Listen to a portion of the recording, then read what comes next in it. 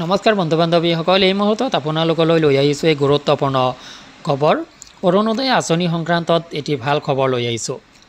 অৰুণোদয় আঁচনিৰ ধন বাৰু আপুনি লাভ নকৰিলেনে 10 তাৰিখ 11 তাৰিখ গুচি যোৱাৰ পিছতো অৰুণোদয় আঁচনিৰ ধন আপুনি আপোনাৰ বেংক একাউণ্টত লাভ কৰা নাই আৰু সেই লৈ অৱশ্যে আপুনি চিন্তিত হৈ পৰিছে। কিন্তু বন্ধুসকল, আপুনি চিন্তা নকৰিব, টকা আপোনাৰ বেংক একাউণ্টত লাভ কৰিব। সোমবাৰে সন্ধিয়াৰ আগতে আপুনি আপোনাৰ বেংক একাউণ্টত অৰুণোদয় আঁচনিৰ ধনখিনি লাভ কৰিব। তো এই সংক্ৰান্তত গুৰুত্বপূৰ্ণ কিছু তথ্য আপোনালোকক জনাম। মূল ভিডিঅ'টোলৈ যোৱাৰ আগতে আপোনালোকলৈ সৰু এটা ৰিকুৱেষ্ট জনাম, এনেধৰণৰ ভিডিঅ'বোৰ নিতৌ পাবলৈ চেনেলটোলৈ নতুন যদি আহিছে চেনেলটো ছাবস্ক্ৰাইব কৰি ল'ব। লগতে ভিডিঅ'টো যদি ফেচবুকত চাইছে পেজটোত এটি ফ'ল' দিব, ভিডিঅ'টোত লাইক কৰি বন্ধু বান্ধৱীলৈ শ্বেয়াৰ কৰি দিব। আহক বন্ধুসকল, আমি মূল ভিডিঅ'টোলৈ আগবাঢ়োঁ। অৰুণোদয় আঁচনিৰ বাবে এটা ভাল খবৰ।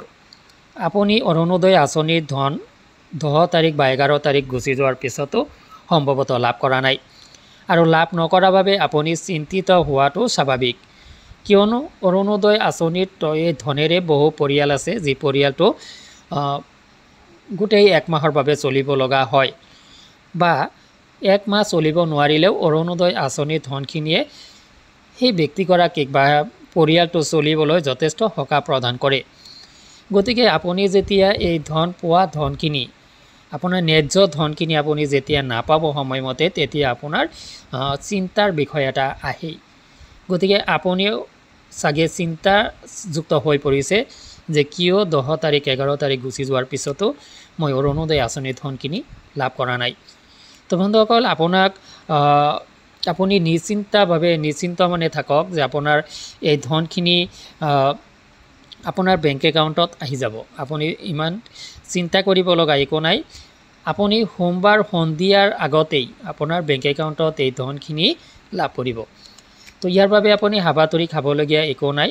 পূৰ্বৰ দৰে 1250 টকা আপুনি আপোনাৰ বেংক একাউণ্টত সোমবাৰ সন্ধিয়া হোৱাৰ আগতেই আপুনি আপোনাৰ বেংক একাউণ্টত 1250 টকা লাভ কৰিব। তো ইয়াৰ বাবে আপুনি শনিবাৰলৈ অৰুণোদয় আঁচনিৰ ধন কিছু সংখ্যকে লাভ কৰিব পাৰে। পৰৱৰ্তী যিহেতু আপোনাৰ 13 তাৰিখলৈ হ'ব ৰবিবাৰ, যাৰ কাৰণে 14 তাৰিখ সোমবাৰৰ ভিতৰত আপুনি আপোনাৰ বেংক একাউণ্টত এই ধনখিনি লাভ কৰিবই। গতিকে আপুনি হাবাথুৰি খাব নালাগে, চিন্তা কৰিব লগা একো নাই। এইখিনি আপোনাৰ প্ৰাপ্য টকা আপুনি হিতাধিকাৰী হিচাপে যিহেতু আপোনাক চৰকাৰে প্ৰভাইড কৰে, গতিকে আপুনি এই ধনখিনি লাভ কৰিব। আৰু যদি লাভ নকৰে তেতিয়াহ'লে আৰু কোনেও লাভ নকৰিব। তো ইয়াতে কিন্তু এটা ডাঙৰ কথা যে কোনেও লাভ নকৰিব মানে অৰুণোদয় আঁচনিটো বন্ধ হৈ যাব লাগিব। তো অৰুণোদয় আঁচনিটোতো বন্ধ হৈ যোৱা নাই, যাৰ কাৰণে আপুনি ধনখিনি পাবই। ইয়াত 2-4 জনে অৰুণোদয় আঁচনিৰ ধনখিনি লাভ নকৰিব পাৰে, এইটো ডাঙৰ কথা নহয়। কিয়নো অৰুণোদয় আঁচনিৰ পৰা কেতিয়াবা চৰকাৰে হিতাধিকাৰীজনক অৰুণোদয় আঁচনিৰ পৰা বাদ দিয়ে। কি কাৰণত অৰুণোদয় আঁচনিৰ পৰা আপোনাৰ নামটো কৰ্তন হয় আপুনি নজনাকৈ পৰৱৰ্তী ভিডিঅ'ত আপোনালোকক বুজাই দিব যত্ন কৰিম। আৰু সেই সমস্যাখিনি যদি আপুনি এৰাই চলিব পাৰে তেতিয়াহ'লে অৱশ্যে আপোনাৰ নাম অৰুণোদয় আঁচনিৰ পৰা কৰ্তন নহ'ব। তো বন্ধুসকল, ভিডিঅ'টো সংক্ৰান্তত যদি আপোনাৰ কিবা অভিযোগ আছে, কিবা মতামত আছে, ভিডিঅ' কমেণ্ট ছেকশ্যনত কমেণ্ট কৰিব। আজিলৈ এৰিছোঁ, ধন্যবাদ।